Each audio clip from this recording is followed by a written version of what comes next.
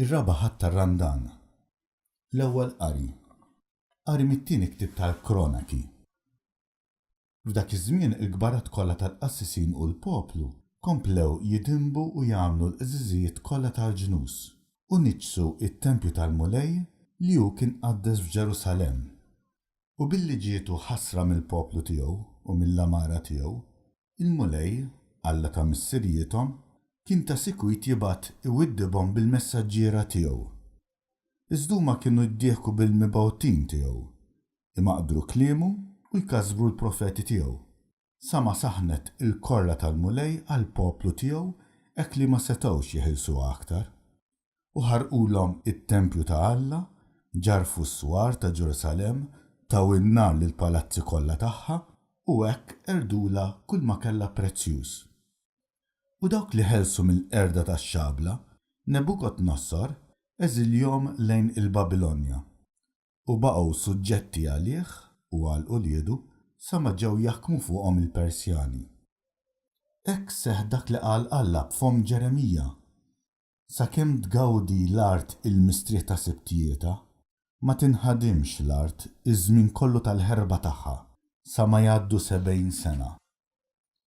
Fl-ewwel sena ta' Ċiru, sultan tal-Persja, biex isseħħ il-kelma tal-Mulej li kienet intqalet b'fom Ġeremija, il-Mulej anqal lil Ċiru, sultan tal-Persja, u dan xandar proklama fis-saltna tiegħu kollha, saħansitra bil-miktub li kienet tgħid: Dan jgħid Ċiru, sultan tal-Persja, il-Mulej, Alla tas-sema, tani f'idejja s-saltniet kollha tal-art.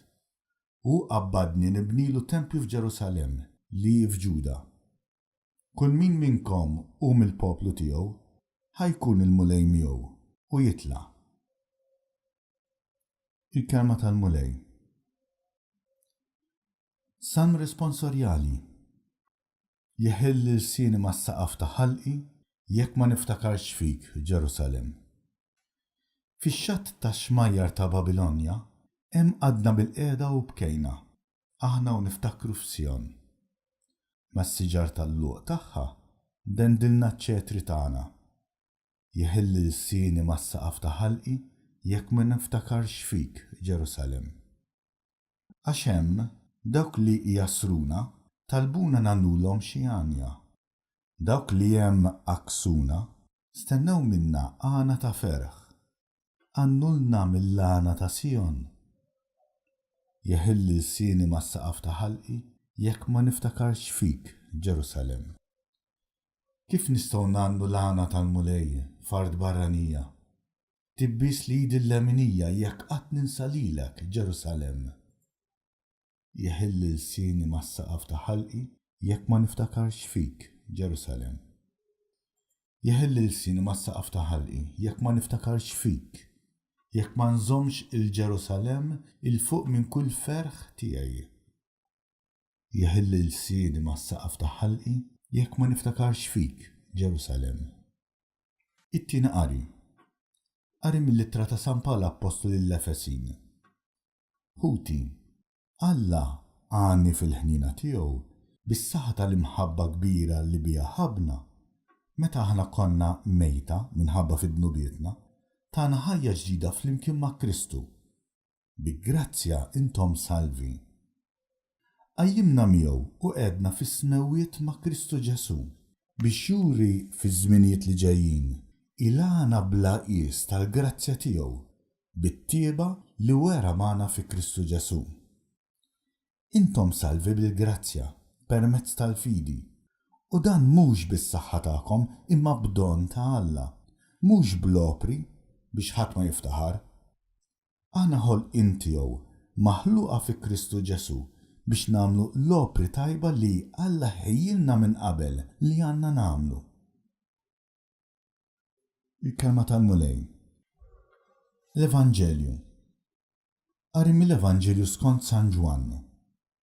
F'dak iż-żmien Ġesu qal lil Nikodemu: Kif Mosè refa' s-serb fid-deżert, hekk jeħtieġ li jkun merfuħ bejn il-bniedem biex kull min jemmen fih ikollu l-ħajja ta' dejjem. Għax Alla hekk ħabb lid-dinja li tali l-Ibnu l-waħdieni biex kull min jemmen fih ma jintilifx, iżda jkollu l-ħajja ta' dejjem. Għax Alla ma baċ l-ibnu fid-dinja biex jagħmel ħaq mid-dinja, imma biex id-dinja issalva permezz tiegħu. Min jemmen fih ma jkunx ikkondannat, iżda min ma jemminx huwa ġa kkondannat għax m'hemmx fl-isem tal-liben il-waħdini ta' Alla.